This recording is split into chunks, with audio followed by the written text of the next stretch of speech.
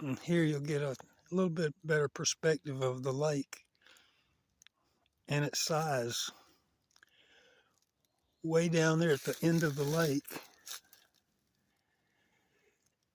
is so far, if people are fishing, you can just barely see them. They look like little ant heads down there. But anyway, that's our lake. It gets wider and wider, but from this perspective, it still looks pretty narrow, but beautiful, clear lake. Headed up to the rock where the solstice marker is.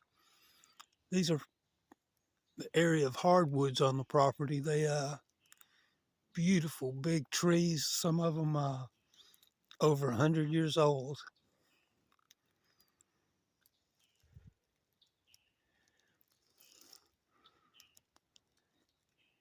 And through the trees there, you can see the rock that the solstice is in. Made it to the rocks. Look at this area. Looks like something out of a movie. I guess it is a movie today.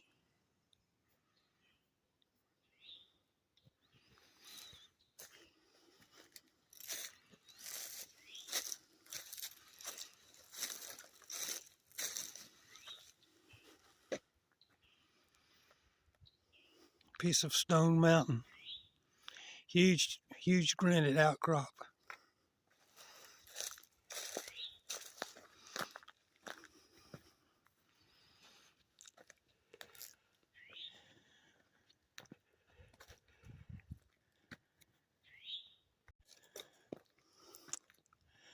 There's a whole circle of cedar trees growing around the solstice marker rock.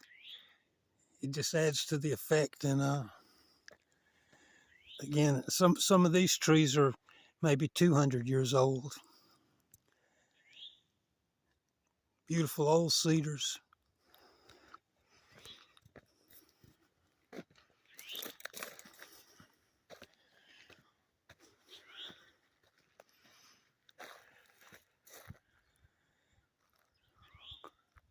Sun's gone under a dark cloud right now.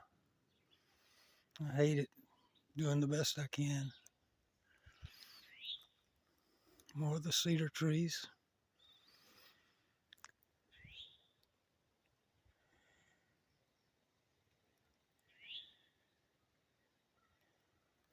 As we continue.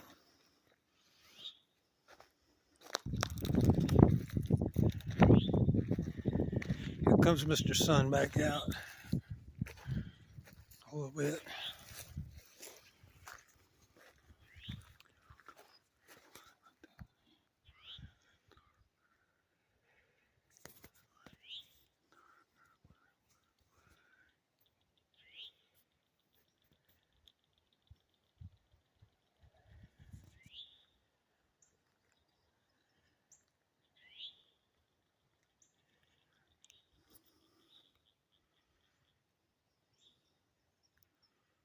This is a picture of my creek.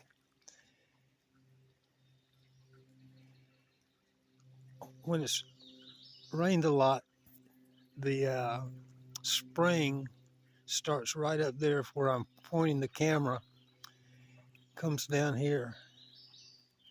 And in the dry months, the spring comes out of a hole in the ground right there. Right now it's flowing into the ground just before it gets to the hole, and then there's the hole. But during the hot months, and again, whenever there's a drought, the spring starts right here at this hole and then goes into the lake a few 100 feet away. I don't know if you can see it, but right in the middle of the picture, there's some gray clay that Native Americans, some of them call it blue clay. And that's probably where they got their clay to use making their pottery. They beautiful big vein of that gray clay right here is washed out. But again, some of us call this Fern Gully just because there's so many ferns in this area, and it's just one of the fascinating features of this plant, this land down here, the plants.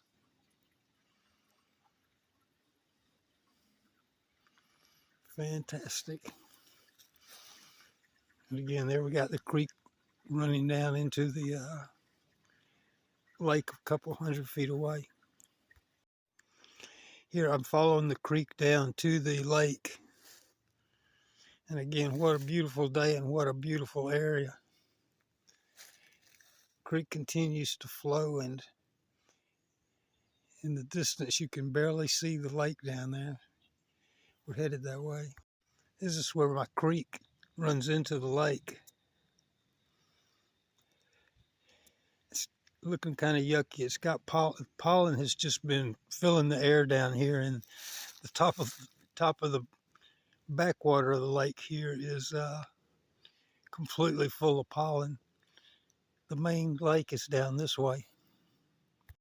Okay, now we're getting a little closer to the lake, and it's opening up a little bit.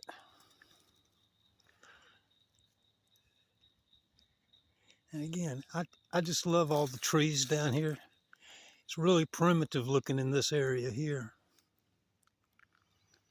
And back towards and here you'll get a little bit better perspective of the lake and its size. Way down there at the end of the lake is so far, if people are fishing, you can just barely see them. They look like little ant heads down there. But anyway, that's our lake. It gets wider and wider, but from this perspective, it still looks pretty narrow, but beautiful clear lake. Headed up to the rock where the solstice marker is.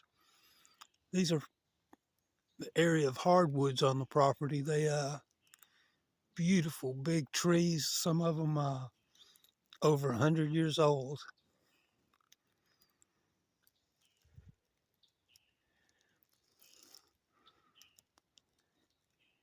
And through the trees there you can see the rock that the solstice is in. Made it to the rocks. Look at this area. Looks like something out of a movie. I guess it is a movie today.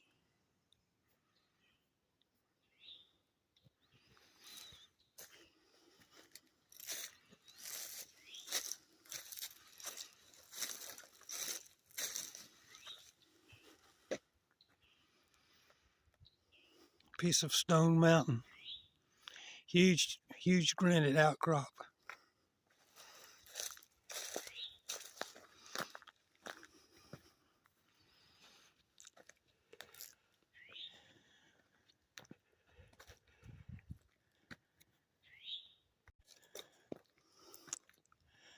There's a whole circle of cedar trees growing around the solstice marker rock. It just adds to the effect. And again, some of these trees are maybe 200 years old. Beautiful old cedars.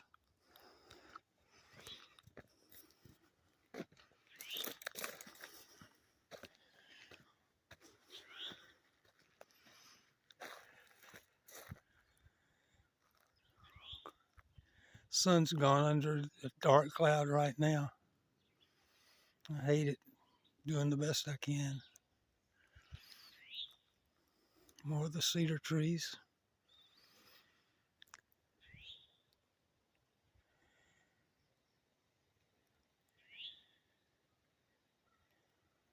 As we continue.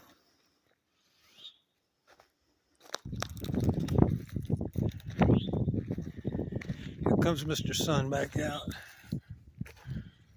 a little bit.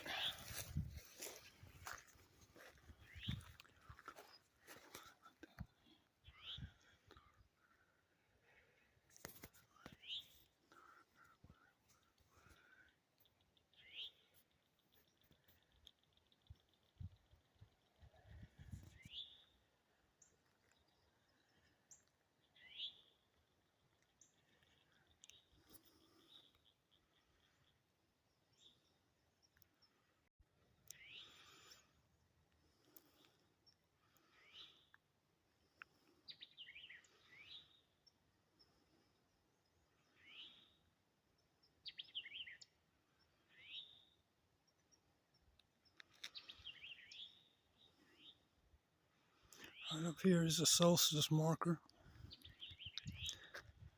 We're just about there. Just wanted to show you some of the neat sights here and there on the island here. Giant rock in the sea of cedar trees is a rock island.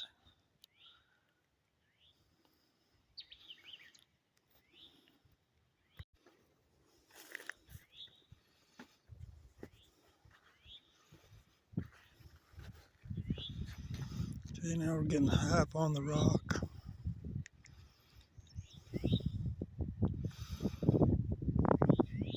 From where I am to where the green starts there, it's probably about 100 to 200 feet away.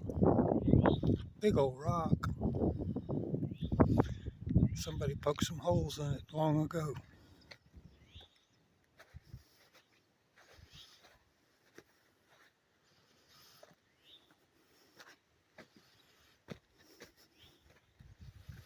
And here we are at the solstice markers. Oops.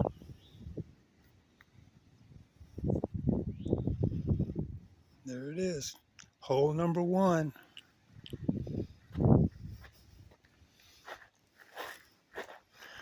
Hole number 2.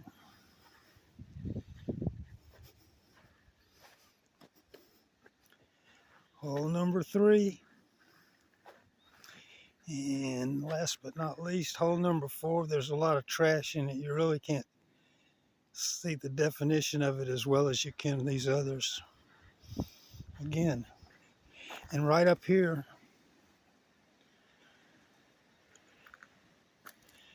is the rock that the solstice marker lines up with. We'll get that another day. I'm about worn out. I'm an old person and I can't believe I've actually made it this far. Okay, and again, our holes. Hole number 1. Hole number 2. Hole number 3.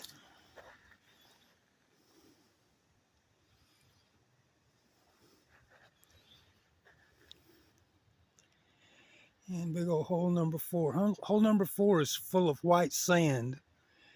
And I don't know why it's got the sand in it. There's no source of sand anywhere. Maybe the rock over the thousands of years have flaked enough to put sand there. But that's just one of the many, many mysteries of this place here. So here we are, hole 1. Hole number 2, and 3, and 4, and they're probably about 24 inches deep into the granite here.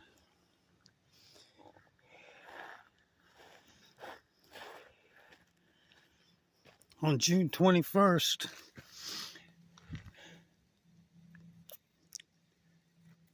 here we are. The sun's been coming over and over and over and over. Here are the pools. And then when the sun gets over here on June 21st, shoots right down into the pools. Really strange there. And then starts back for another 6 months. Winter solstice over here. Back here to the summer solstice, Midsummer's Eve. Right straight in line with these holes.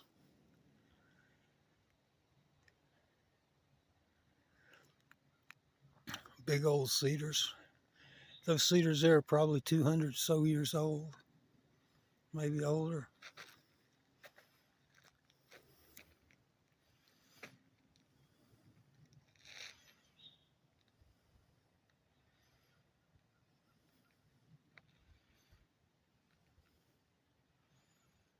Clouds going over the sun again. Interesting stuff growing all over up here.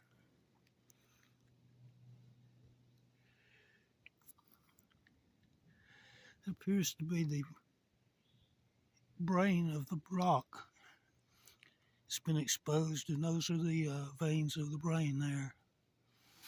Over here, some green moss. Got to show you one of my favorite trees.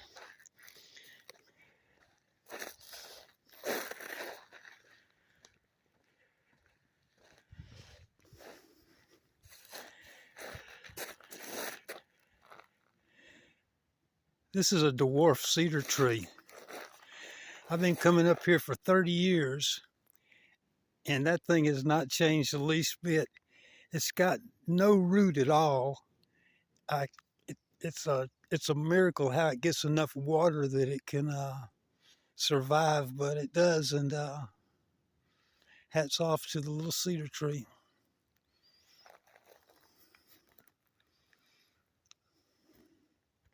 Hey, there's some kind of unusual minerals that wherever this rock has been worn through by the water, at a certain level, there's a gray layer of something. It looks almost metallic. It's this stuff right here. I don't know what it is, but again, you can see wherever it's eaten into the rock very much. This is a channel coming down here. Has this gray metallic stuff. Never seen it before anywhere on any of the other rocks in the area or anywhere else.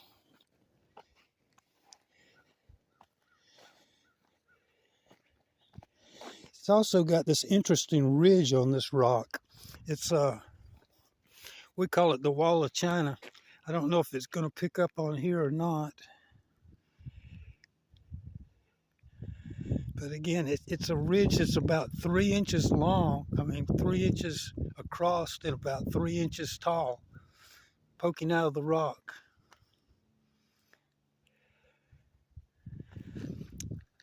Kind of unusual. Just never again seen anything like it. It's apparently some kind of hard rock that's got mixed in when this was some kind of lava stage rock, and so it's got this peculiar little ridge right there.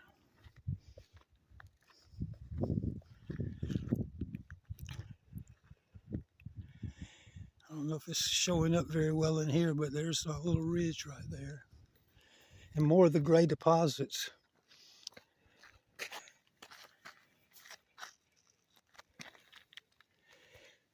They look bluish gray from here. It's a very hard substance. And again, never seen anything like it. It's just in one layer of the rock, about 2 inches from the surface. Anywhere that's eaten through 2 inches or more, you'll see this layer of gray metallic. Really peculiar. In another 3 weeks to a month, there will be some beautiful flowers, yellow and blue. I'm not sure what the yellow ones are. The blue ones or purple ones are wild violets. There's some right here. Pretty soon they will be all over the land. And again, I was told they're wild violets. Not sure what they are, but these are some really early bloomers. But soon they'll have a lot of friends. Certain times of the year, the moss up here fluoresces. It's already fluoresced this year, and this is some that's a late bloomer, whereas the flower was an early bloomer. This moss over here is fluorescing now, or it's in its last stage of fluorescence. It is fantastic. I wish I'd come up here then and got some pictures. Sorry I didn't.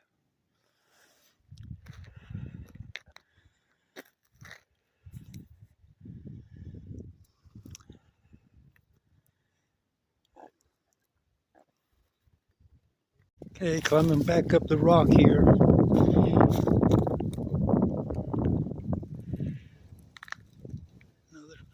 Another early bloomer.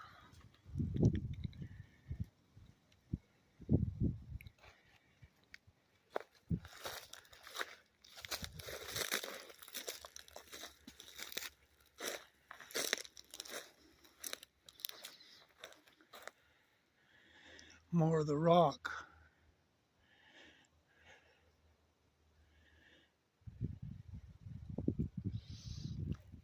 Rock has a number of perfectly straight lines, either cut in it or worn in it or fractured in it. Here's one right here. As straight as an arrow. There's one over here beside it. Just straight as it can be. And again, it must be natural, but it looks really strange. Let's go down in this area.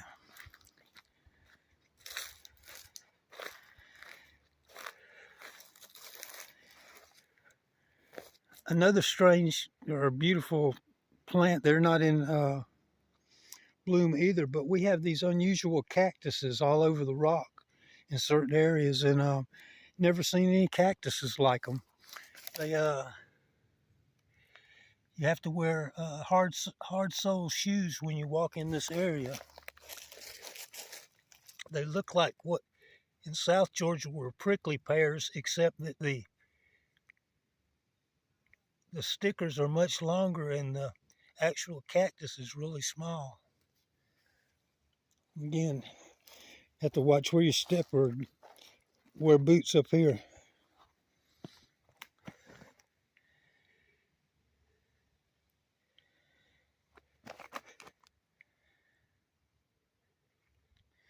And just another cool rocky area up here. Some of these sites up here will just blow your mind.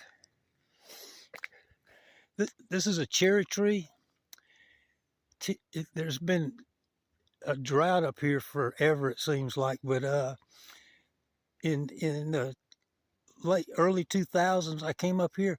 This cherry tree had so many cherries on it, the limbs were about to break, and I came up here every day for about 10 days and just gorged myself on the most delicious cherries I've ever tasted. It's in pretty rough shape now. It's still alive, and there are some cherries coming up there at the top. Thank goodness there's not many, but yeah, where are the cherries? Hard to see, but anyway. The cherry tree. I remember it well.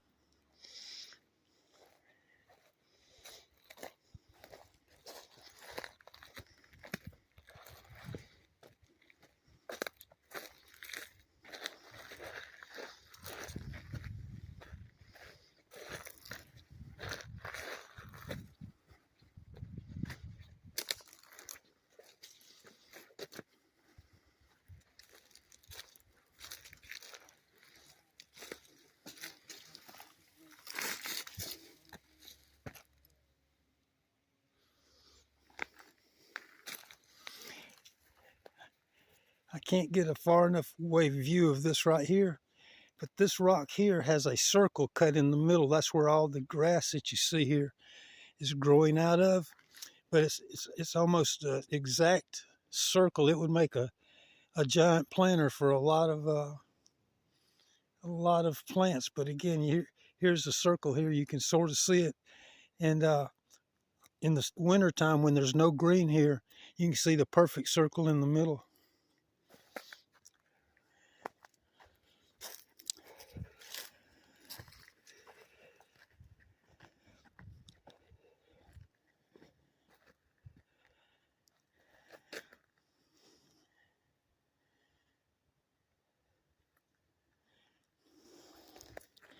Here's an old trail marker here.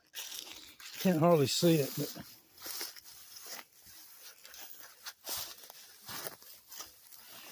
it's pretty much just a triangle shaped rock, but it's right here on the trail and it's pointing the direction of the trail. So I'm quite sure that where it's located, what it looks like, and the direction it's pointed, it's some kind of old marker.